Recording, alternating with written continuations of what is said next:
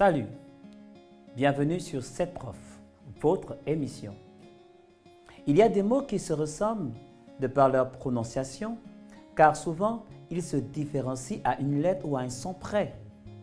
Comme vous le savez, on les appelle les paronymes. Aujourd'hui, nous parlerons de deux verbes qui cheminent ensemble et perdent plus d'un. Ce sont amener et emmener.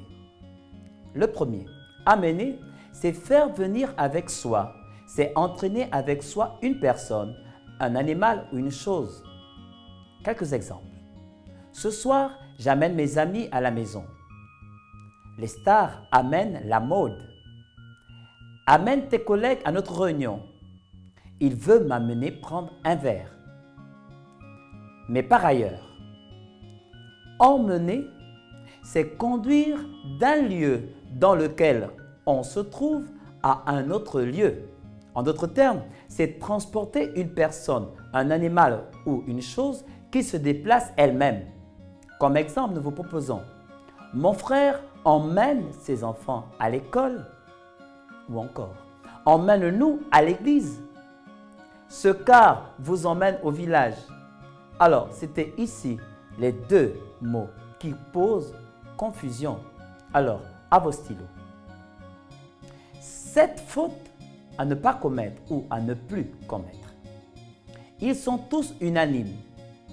Cela ne se dit pas. On dira plutôt, ils sont unanimes. Pourquoi? Parce que quand on est unanime, on est ensemble. La deuxième erreur. Il a grossi une fille. On dira plutôt, il a mis une femme enceinte. Pourquoi? Parce que le verbe engrosser est péjoratif, est grossier, voire vulgaire et insultant. La troisième erreur. Nous avons marché à pied. Non, on ne le dira pas. On dira plutôt, nous sommes allés à pied ou nous avons marché. Pourquoi? Parce que marcher se fait toujours à pied. On ne va pas marcher à vélo, on ne va pas marcher en voiture. Quatrième faute. Cette rumeur s'avère fausse. Cette nouvelle se révèle ou paraît fausse serait la bonne formulation. Pourquoi? Parce que dans le verbe avérer, on a le latin verus qui veut dire vrai. Cinquième erreur. Cette affaire mérite d'être éclairée. On dira plutôt, cette affaire mérite d'être éclaircie. Pourquoi? Parce que éclaircie signifie rendre plus net, plus compréhensible. Sixième erreur que l'on entend souvent. Il y a de l'ambiance dans la salle. Non, on ne dira pas il y a de l'ambiance dans la salle. On dira plutôt il y a de la joie, de la gaieté dans la salle. Pourquoi? Parce qu'une ambiance peut être triste ou morose.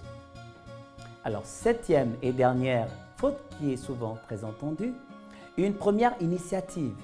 Or, une initiative est toujours première. C'est une action qui entame le premier, une affaire.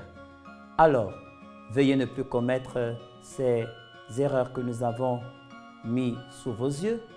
À très bientôt sur Canal 7 avec le même plaisir. Au revoir.